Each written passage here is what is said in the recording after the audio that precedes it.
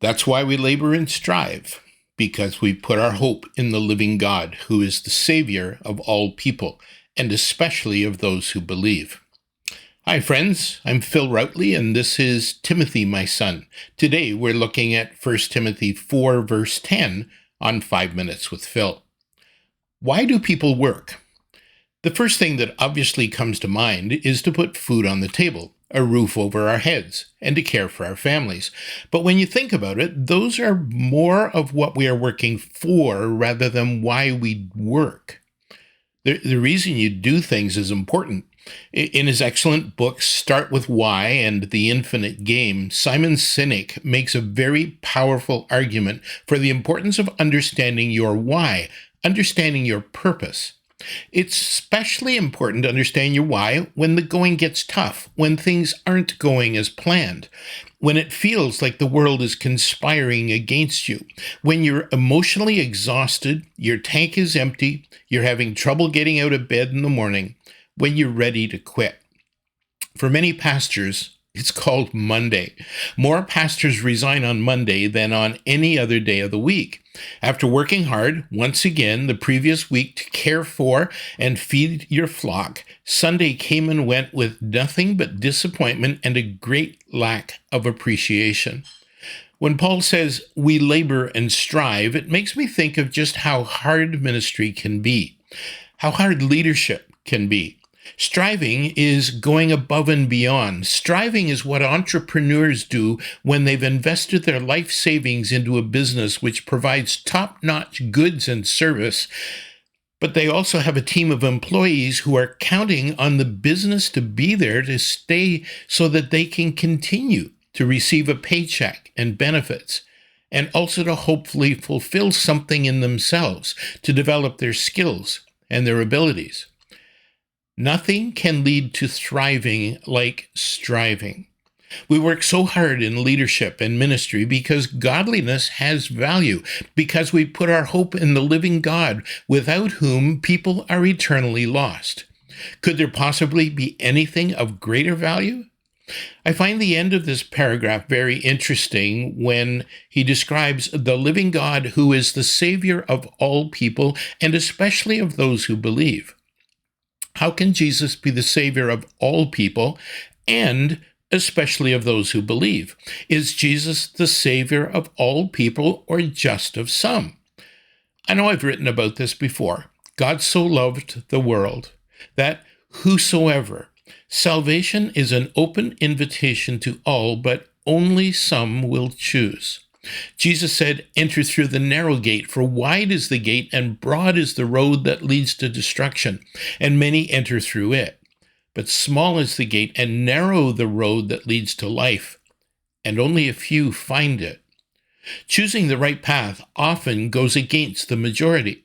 This is really challenging when we live in a democratic, pluralistic society. The majority rules, and yet we also know that those who govern often, usually even, do not represent the majority. Prime Minister Justin Trudeau here in Canada leads a minority government, with his Liberal Party gaining only 33.1% of the vote.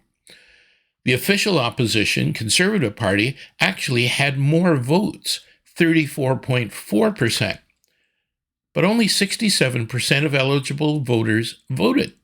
You could say that among those who care enough to vote, the Liberals represent about a third, the Conservatives about a third, and the other third are represented by others. No one has a mandate. And yet the Prime Minister said, I think it's very clear, direct quote, I think it's very clear from the debates during this election and from the mandate given by Canadians that we get to move even stronger, even faster on the things that Canadians really want, Trudeau said. I'm really excited about all the things we're going to get to do as a parliament and as a government in the coming years. Politicians are really good at making it sound like they received lemonade when we the people handed them lemons. But you can imagine the leaders of our three major parties in Canada sitting in a meeting together and saying, well, I don't know what to do. Neither do I. Beats me. The fact is, we expect them to make decisions and to do what is right. but often we, the people, send very mixed messages. And that's often because we don't know what we want as individuals, never mind collectively. And that's where leadership comes in. The Christian message isn't always received as popular. There have always been people who would choose their status quo. It might not be perfect, but most of their lives are lived in their comfort zone.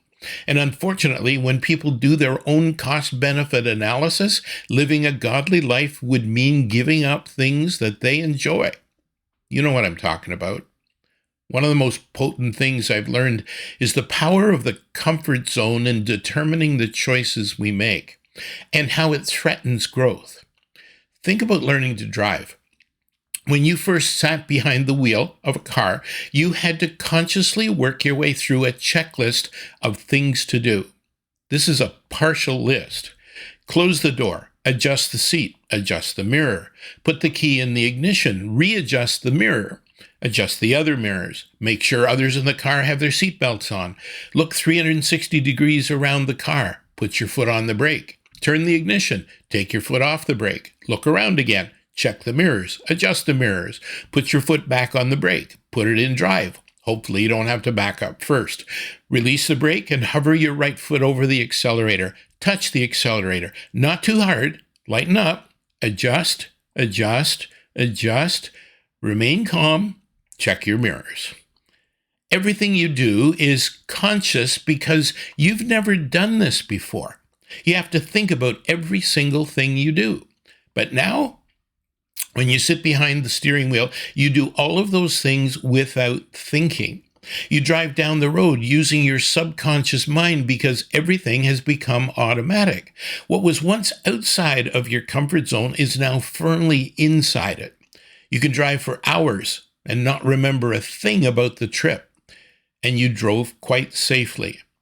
Leadership is about taking people outside of their comfort zone, and for most, they don't want to go. That's what makes communicating the gospel so much work, and why it's so rewarding to see one sinner respond. Paul wrote to the church in Rome, "You see, at just the right time, when we were still powerless, Christ died for the ungodly. Very rarely will anyone die for a righteous person, though for a good person, someone might possibly dare to die. But God demonstrates his own love for us in this: while we were still sinners, Christ died for us." See you next time on Timothy, my son.